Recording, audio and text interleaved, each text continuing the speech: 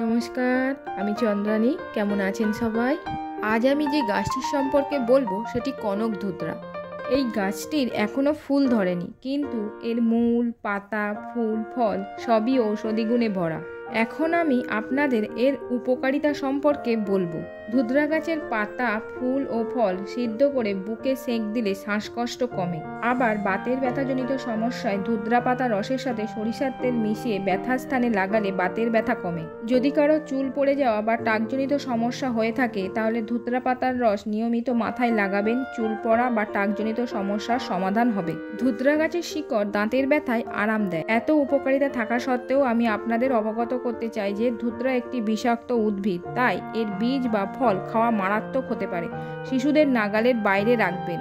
তাই চিকিৎসকের পরামর্শ ছাড়া এর ব্যবহার করবেন না। আরও এই রকম ইনফরমেটিভ ভিডিও পেতে চ্যানেলটা সাবস্ক্রাইব করে আমাদের সাথে জুড়ে থাকুন। সবাই ভালো থাকবেন, সুস্থ থাকবেন।